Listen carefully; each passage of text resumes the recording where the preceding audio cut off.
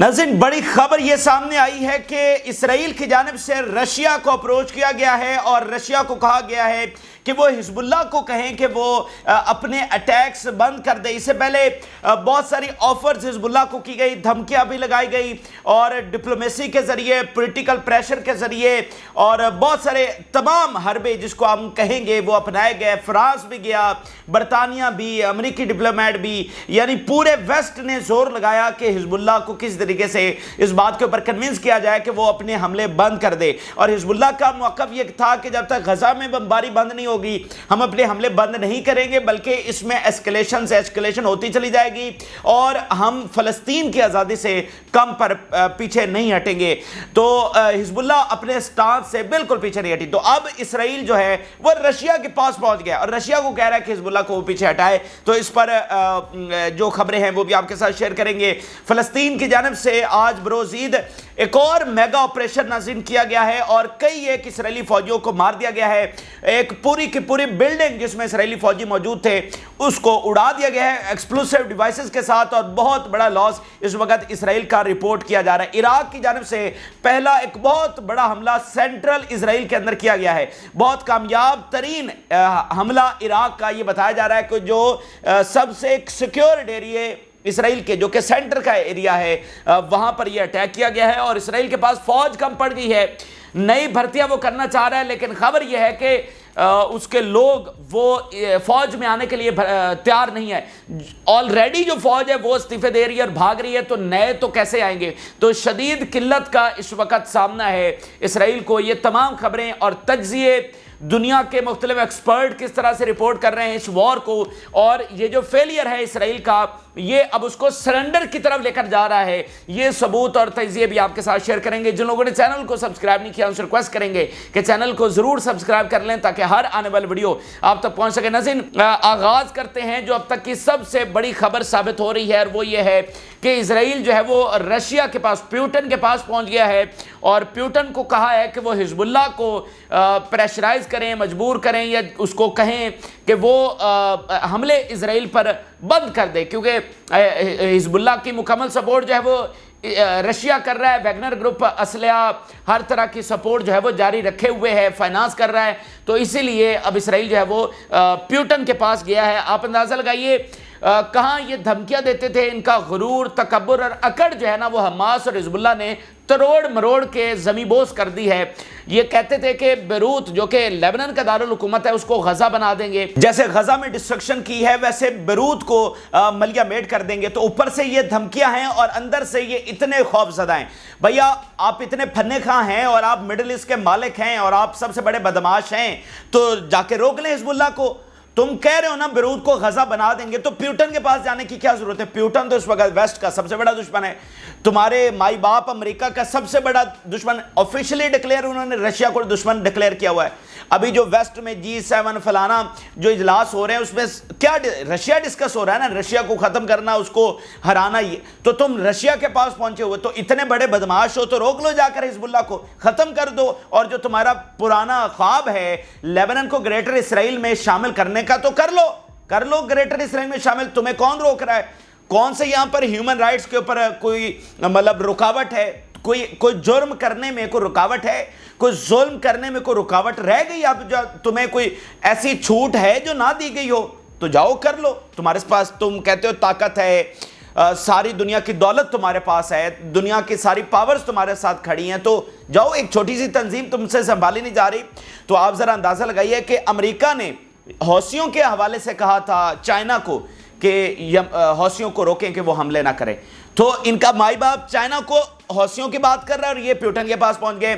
तो access of resistance आप देखें, मिडिल ईस्ट का नक्शा बदल रही है। इन अरबों की नेशनल आर्मीज की आज जरूरत नहीं है, जो billions and billions of dollars अपनी आर्मीज के ऊपर खर्च कर रहे हैं। और कर क्या रहे हैं? उनकी आर्मीज ने अभी तक किया क्या है? एक ढंग की स्टेटमेंट भी ये जारी नहीं कर सके। वो कभी इजिप्ट जनाब समिट बुला रहा है और दीवार के साथ गजा और रफा में क्या कुछ हो रहा है, इधर कभी जॉर्डन समिट बुला रहा है, लंबी लंबी तकरीरें वहां पर छोड़ी जा रहे हैं और एक ढंग की ये स्टेटमेंट भी नहीं दे सके। रफा के दरवाजे के ऊपर जाकर एक प्रेस कॉन्फ्रेंस भी ये नहीं कर सके, जिनकी इतनी बड़ी बड़ी आर्मीज है। और हौसियों ने और हिजबुल्लाह ने और हमास ने آپ دیکھیے کہ اسرائیل اور امریکہ جو سب سے بڑے بدماش ہے دنیا کے، ان کا حشر نشر کر کے رکھ دیا ہے. اب وہ ایک چائنا کے پاس بھاگ رہا ہے، دوسرا پیوٹن کے پاس بھاگ رہا ہے.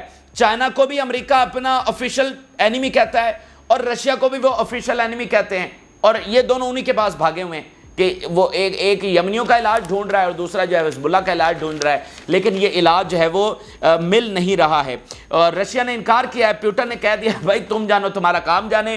یعنی جیسے چائنا نے جواب دیا تھا نا، کہ چائنا نے تو کہا تھا کہ یہ جو کچھ ہو رہا ہے تمہاری وجہ سے ہو رہا ہے. جب چائنا کو اپروچ کیا امریکہ نے کہ یمنیوں کے حملے رکوائیں، تو چائنا نے کیا کہا کہ یہ جو کچھ ہو رہا ہے تمہاری وجہ سے ہو رہا ہے، تمہیں چاہیے کہ تم غزہ میں جنگ بند کرواؤ، بجائے اس کے کہ ہمیں آ کر کہو کہ ہم یمنیوں کو روکیں. ہم نہیں روکیں گے.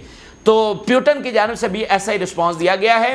تو یہاں سے ایک اور نقطہ سمجھ لیجئے کہ یہ جو پیوٹن نے یا چائنا نے پوزیشن لی ہوئی ہے نا فلسطین کے حق میں، اسی لیے میں کہتا ہوں یہ کوئی معمولی چیز نہیں ہے. اور بھائی پیوٹن کے پاس وہ کیوں گئے ہیں؟ کیونکہ پیوٹن ان کا سگا ہے. رشیا کے ساتھ ذرا تعلقات کی ہسٹری اٹھا کر دیکھ لیں، کیا اسرائیل کے کیسے تعلقات ہیں، اسرائیل کے چائنا کے ساتھ کیسے تعلقات ہیں. بہت اچھے تعلقات ہیں ان کے. چائنا کی ہائفا کے اندر انویسٹمنٹ ہے، ان کا ایکسچینج پروگرام ہے آف دا اسٹوڈنٹس. ان کے اسٹوڈنٹس جو ہے وہ اسرائیل میں آ کر پڑھتے ہیں اسکالرشپ کے اوپر، اور ان کے جو ہے وہ چائنا میں جا کر پڑھتے ہیں اسکالرشپ کے اوپر. ان کے اچھے تعلقات تھے 7 اکتوبر سے پہلے. تو 7 اکتوبر کے بعد انہوں نے اسٹرانگ پوزیشن لے لی ہے، اور بالکل وہ ان کو جو ہے نا ہیلپ کرنے کے لیے تیار نہیں ہے. ایون ایک واقعہ ریڈ سی میں ہوا تھا، جب چائنا کا جہاز پاس سے گزر رہا تھا اور یمنیوں نے اسرائیلی جہاز کے اوپر اٹیک کیا، اور چائنا کا جہاز گزر گیا وہ وارشپ ساتھ، اس نے کوئی ان کو ریسکیو نہیں کیا. اس کے بعد جناب اسرائیل نے بڑا رونا دھونا کیا چائنا کے سامنے کہ دیکھیں یہ تو آپ نے ہمارے ساتھ بڑی زیادتی کی، ہمارے جہاز کو وہ اٹیک کر رہے تھے اور آپ نے آ کر ہمیں ریسکیو بھی نہیں کیا. تو یہ جو چائنا اور رشیا آپ کے حق میں پوزیشن لے کر کھڑے ہیں نا، یہ کوئی اس کو معمولی چیز نہ سمجھے کہ وہ اٹھے ہیں ایک دن 7 اکتوبر کے بعد انہوں نے فلسطین کے حق میں پوزیشن لے لی ہے. ماضی اٹھا کر دیکھ لیں، یو ایس ایس آر کس کے ساتھ تھا؟ وہ کبھی آپ کے ساتھ نہیں آیا، انہوں نے کبھی آپ کو اسلحہ نہیں دیا. اگر وہ پہلے آپ کو سپورٹ کرتے تو پہلے بھی یہ قبضہ ختم ہو سکتا تھا. تو اس واقعے سے یہ دوسرے والا جو نقطہ ہے وہ بھی زیر غور رکھیے. تو یہ جناب ایک بڑی کامیابی، اس کو آپ کنسیڈر کریں گے. حزب اللہ کی جو نہ پیچھے ہٹ رہی ہے، نہ کسی پریشر میں آ رہی ہے، نہ کسی برائب کے اندر آ رہی ہے. پیسے بھی بہت آفر ہوئے ہیں لیکن وہ ڈٹی ہے اور فلسطین کی آزادی سے پیچھے وہ کسی بات کے اوپر راضی نہیں ہوگی. اب میں مزید حزب اللہ کے حوالے سے خبریں آخر میں چل کر رکھوں گا، لیکن پہلے غزہ سے ایک بہت بڑا واقعہ رپورٹ ہوا ہے. بہت کامیاب ترین حملہ کیا ہے بروز عید، اور ان کی بہت زیادہ کیجویلٹیز ہوئی ہیں اس واقعے کے اندر. ناظرین پچھلے اگر 36 گھنٹوں کی رپورٹس اگر دیکھیں تو 36 گھنٹوں میں اسرائیل کی چیخیں نکلوا کے رکھ دی حماس نے. پچھلے 36 گھنٹوں میں 3 بڑے واقعات کون سے ہوئے ہیں؟ پہلا واقعہ ہوا ہے ایک ملٹری وہیکل کو نشانہ بنایا گیا جس میں ان کا آفیسر اور کمانڈر سمیت 12 فوجی مار دیے گئے. وہ بہت بڑا واقعہ، اور اس کے بہت امپیکٹس آ رہے ہیں، بہت امپیکٹس ہیں. اس کے ہم وقتاً آپ کے ساتھ شیئر بھی کر رہے ہیں کہ وہ احساس جو ناکامی ہے، احساس شکست ہے اور احساس نیست و نابود ہونا ہے اسرائیل کے اندر، وہ بہت بڑا ہے. اور اس کے امپیکٹس مغرب کی اتحادی حکومتوں میں یہ بڑے ہیں کہ آج 254 دنوں کی جنگ کے بعد اگر اسرائیل کی یہ کامیابی ہے تو ہم اس جینوسائیڈل وار کو سپورٹ پھر مزید کیوں جاری کریں؟ اندر بھی اپنا جو خلفشار بڑھائیں، دنیا میں بھی اپنا امیج تباہ کریں، اکنامک نقصان بھی کریں، اور ایٹ دی اینڈ اسرائیل نے اچیو بھی کچھ نہیں کرنا. تو اس کے بہت وائڈر امپیکٹس ہیں. ایک یہ واقعہ ہوا. دوسرا واقعہ کیا ہوا کہ ٹروپ کیریئر کو نشانہ بنایا گیا. اور ابھی یہ تیسرا واقعہ ہوا ہے پچھلے 36 گھنٹوں کے اندر، اور اس میں ناظرین ایک بلڈنگ کولیپس کر گئی ہے. ایک بلڈنگ کے اندر اسرائیلی فوجی گئے، وہاں پر ڈیوائسز لگائی ہوئی تھیں اور وہ ایکسپلوڈ ہو گئیں، اور سارے کے سارے اسرائیلی فوجی جو ہیں وہ اس کے اندر دب کر مار دیے گئے ہیں. یہ ایک کامیاب ترین اور بڑا زبردست انتقام ان کی جانب سے لیا گیا. اسرائیلی میڈیا رپورٹ کر رہا ہے there is a talk of building explosion that killed a number of soldiers in Gaza. Soldiers killed and number of soldiers were injured as a result of the collapse of building in Rafah. یہ جو تینوں واقعات ہوئے ہیں، vehicle کا، troupe career کا، اب یہ بلڈنگ کا، تینوں جو ہیں وہ رفح کے اندر پیش آئے ہیں. یہ ابتدائی رپورٹس کے مطابق اسرائیلی فوجی مارے بھی گئے ہیں اور زخمی بھی ہوئے ہیں. اب پھر آپ دیکھیے ان کے مختلف ہاسپٹلز میں کیا صورتحال ہے. 3 wounded arrived at شریک زدیک hospital in Jerusalem from the event that occurred in Gaza today. اب میں سوال یہاں پر ناظرین یہ پوچھنا چاہتا ہوں کہ کہاں غزہ، کہاں یروشلم؟ تو کیا غزہ کے سراؤنڈنگ میں کوئی ہاسپٹل نہیں بچا کہ جہاں پر ان کے زخمیوں کو لے جایا جا سکے. ذرا غور کریں نا, غزہ ایک طرف ہے, بہت دور یروشلم ہے, تو ساتھ اشود ہے, باقی اراؤنڈنگ جو سیٹلمنٹس ہیں وہاں پر ان کے ہاسپٹلز ہیں, سینٹرل اسرائیل ہے, کہیں بھی لے جایا جا سکتا ہے. لیکن وہ یروشلم کے اسپتال میں لے کر آ رہے ہیں. تو کیا باقی اس سے پہلے یہ کہاں پر لے کر آتے ہیں؟ بیئر شیبا میں لے کر آ رہے تھے. اس سے پہلے جو اور قریبی سدروت وغیرہ کے ہاسپٹلز تھے وہاں پر لے کر, اب یہ یروشلم لے کر جا رہے ہیں. تو قریب کیا کسی ہاسپٹل میں جگہ نہیں بچی. بھائی ان کا بندہ اگر زخمی ہوا ہے تو ان کی ٹاپ پرائرٹی یہی ہوگی نا کہ سب سے قریبی ہاسپٹل میں اس کو فل فور لے جایا جائے. یروشلم کے ہاسپٹل میں لے جانے کا کیا مقصد ہے؟ اور زخمی غزہ میں ہوا ہے, ویسٹ بینک کے اندر زخمی نہیں ہوا, غزہ سے لے کر آ رہے ہیں. تو اس بات کو نوٹ کیجئے, جو یہ رپورٹس آتی رہتی ہیں نا اسرائیلی میڈیا کی جانب سے کہ بہت سارے ہاسپٹلز میں ہیلی کاپٹرز لینڈ ہوتے ہوئے دیکھے گئے ہیں, اتنا جانی نقصان ہو رہا ہے, تو یہ چیزیں جو ہیں وہ ثابت ہو رہی ہیں. اب ذرا مختلف رپورٹس دیکھیے کہ اسرائیل کے لیے یہ وار انونیبل ہو چکی ہے. اب بالکل یہ دنیا کے سامنے کرسٹل کلیئر ہو چکا ہے, یعنی اسرائیلی اتحادیوں کے سامنے بھی, کہ یہ جیت نہیں سکتے ہیں. وہ اسرائیل کے اندر بھی یہ بات کرسٹل کلیئر ہو چکی ہے, اور ہار ان کے مقدر میں لکھی جا چکی ہے. اور ہار کون سی ہوگی؟ کون سی؟ 2014 میں بھی یہ گئے, 2021 میں بھی غزہ میں گئے, 2006 میں بھی لیبنان میں گئے, 1982 میں بھی گئے, بہت سارے انہوں نے جنگیں کی ہیں. لیکن یہ وہ ہار ہے جو ان کے مکمل اختتام کا سبب بنے گی, جس کو میں آپ کو دوبارہ ریکال کروا دیتا ہوں, جو نتن یاہو نے کہا کہ اگر ہم جنگ ہارے تو اس ریجن میں ہماری کوئی زندگی نہیں ہوگی. تو ہم نے یہ اسٹیبلش کرنا ہے کہ کیا وہ ہار رہے ہیں یا جیت رہے ہیں.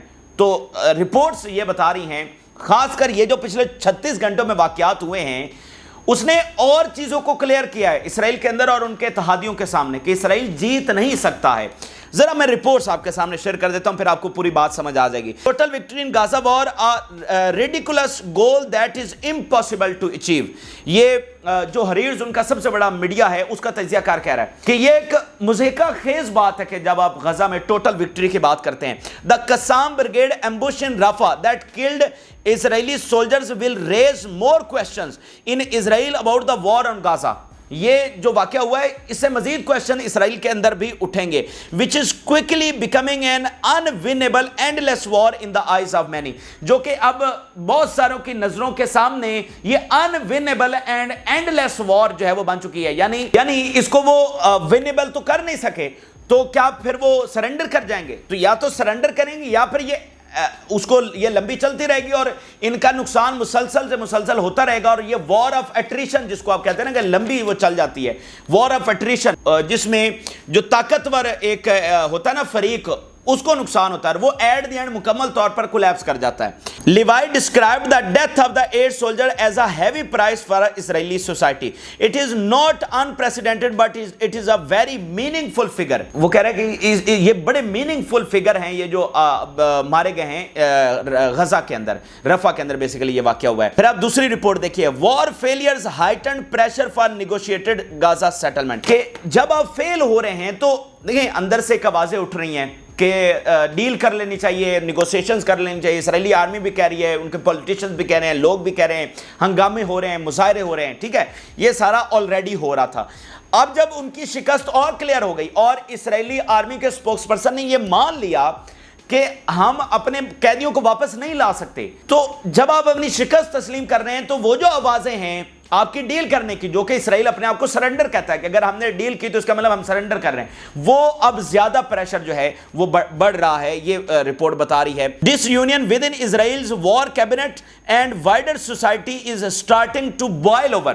وہ جو ایک تقسیم تھی اندر کی وہ اب بوائلنگ پوائنٹ کے اوپر پہنچ گئی ہے, which strengthen the hand of the Hamas in ceasefire negotiation. اور یہ جو اندر کی تقسیم ہے ان کی جو بوائلنگ پوائنٹ پر پہنچ گئی, یہ حماس کو اور مضبوط کر رہی ہے اور ان کو تقویت دے رہی ہے. Most importantly is the fact that Israel has not been able to defeat Hamas on the ground. سب سے امپورٹنٹ نقطہ یہ ہے کہ اسرائیل گراؤنڈ پر حماس کو شکست نہیں دے سکا ہے. There has been so many Palestinian losses. بہت فلسطینیوں نے قربانیاں دی ہیں, yes, but the Palestinians have been resilient. فلسطینیوں نے ہزاروں نہتے لوگ شہید ہو گئے, لیکن وہ ریزائلنٹ رہے, وہ کھڑے رہے, وہ ڈٹے رہے. There are relatively deep division in Israel at the moment. اس وقت اسرائیل میں شدید ترین ڈویژن پیدا ہو گئی ہے.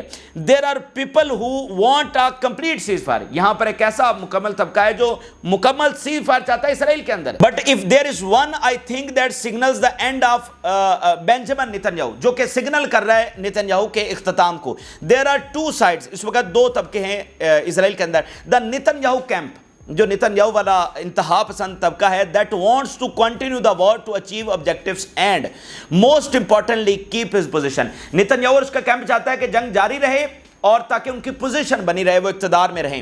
The other side sees after 8 months of war Israel has not achieved any of the objective. دوسرا طبقہ یہ دیکھتا ہے کہ 8 مہینوں کی جنگ کے بعد اسرائیل کچھ اچیو نہیں کر سکا ہے. And the only way forward is through negotiations. کہ آپ نے ساری طاقت, سارا زور, ساری ملٹری پاور, ساری ٹیکنالوجی, سارے وسائل, ہر طرح کا حربہ آزما کر, ہر طرح کی وحشت, جبر, تشدد, ظلم کر کے دیکھ لیا.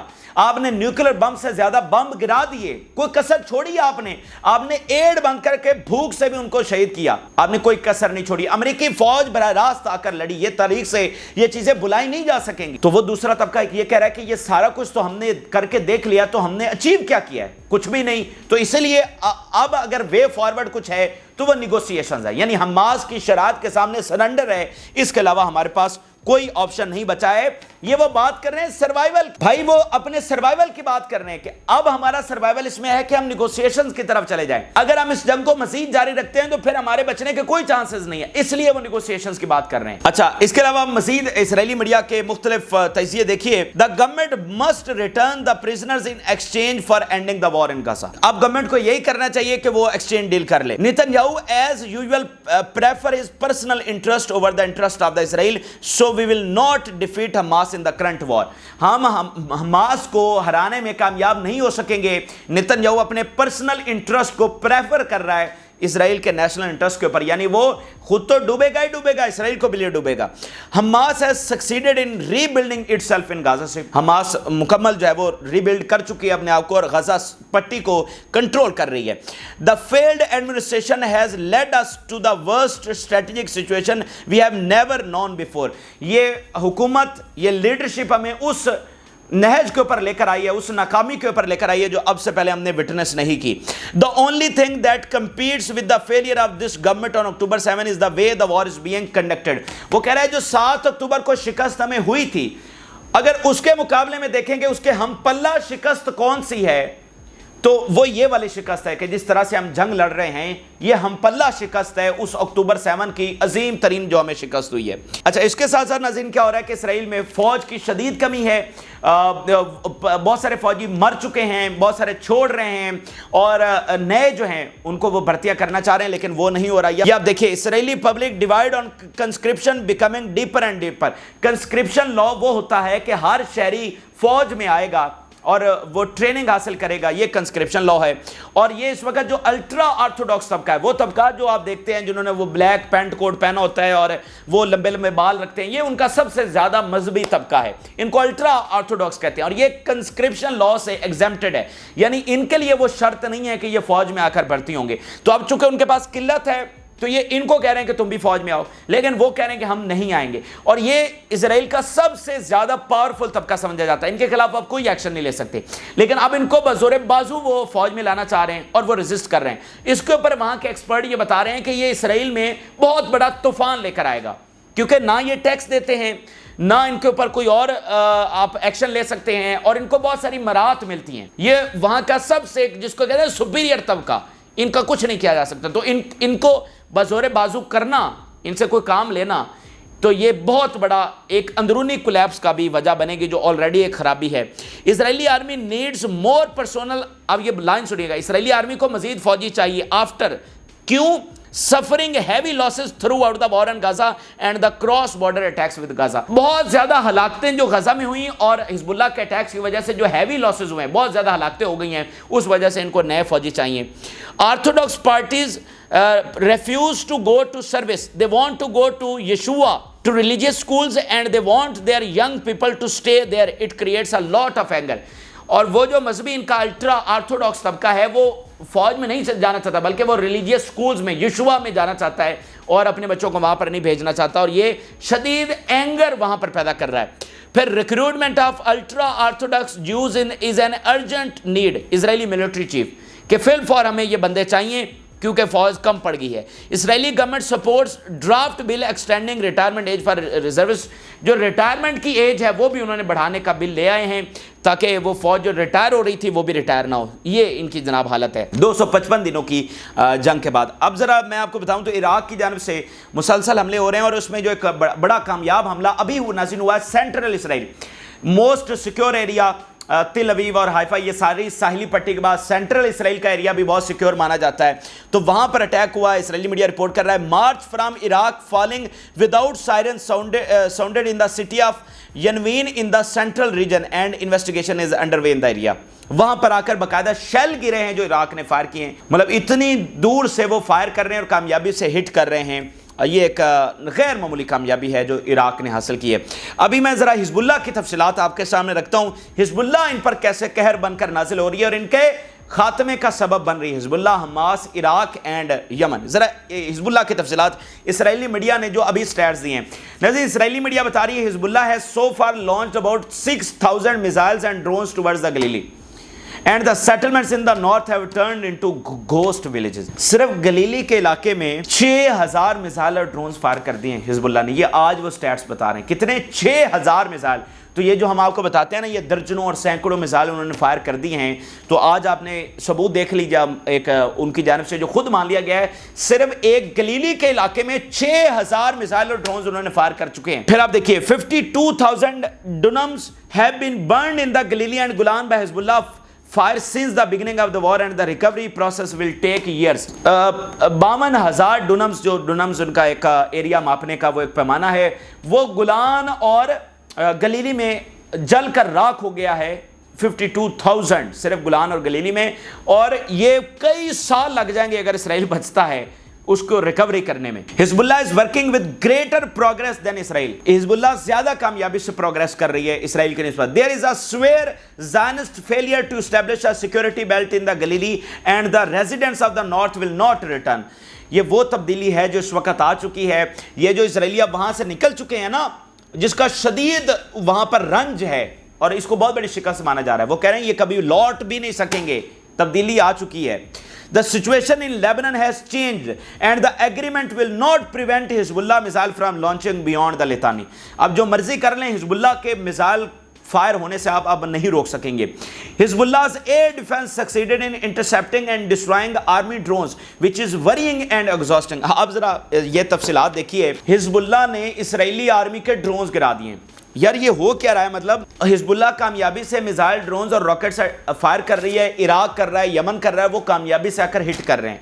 और इसराइल जो कि जदीद तरीन टेक्नोलॉजी वाला मुल्क माना जाता था, मिडल ईस्ट की सबसे स्ट्रॉन्ग आर्मी मानी जाती थी, उसके ड्रोन्स हिजबुल्लाह गिरा रही है। भाई ये वो इरिवर्सिबल फतह है जो मैं आपको बता रहा हूं, जो जिसकी बुनियाद पर मैं आपको कहता हूं कि फलस्तीन की फतह को अब नहीं रोका जा सकता। जो मैं शुरू में बात करता था कि फलस्तीन की फतह लिखी जा चुकी है, सिर्फ फैसला ये होना है कि क्या ये 2 रियासतों की सूरत में होगी या 1 रियासत की सूरत में होगी। तो उसका जवाब भी अब आपको मिल चुका है कि वो 2 रियासतों की सूरत में हो रही है या 1 रियासत की सूरत में हो रही है। जब हिजबुल्लाह, हमास, यमन, इराक इतने पावरफुल हो चुके हैं कि वो इसराइल को हर्ट करने की सलाहियत हासिल कर चुके हैं, तो वो कैसे बचेंगे मुझे बताइए। वो कैसे इस जबर को जारी रख सकेंगे, इस कब्जे को जारी रख सकेंगे। ठीक है, वो अरबों को तो खामोश करवा बैठे हैं, लेकिन इन गैरतमंदों को कैसे वो खामोश करवाएंगे।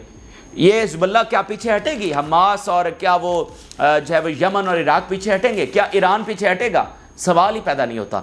तो ये इस वक्त के ताज़ा तरीन हक़ाइक़ हैं, आपके साथ शेयर किया। अपनी राय ज़रूर आगाह करें। जिन लोगों ने चैनल को सब्सक्राइब नहीं किया उससे रिक्वेस्ट करेंगे कि चैनल को ज़रूर सब्सक्राइब कर लें ताकि हर आने वाली वीडियो आप तक पहुँच सके। इजाज़त दीजिए, अल्लाह हाफ़िज़।